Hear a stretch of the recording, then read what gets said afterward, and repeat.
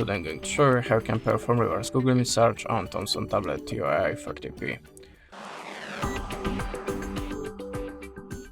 So to start, open your web browser and go to the google.com. Now, very important step, remember to switch your web browser to the desktop side. After that, click on this small camera icon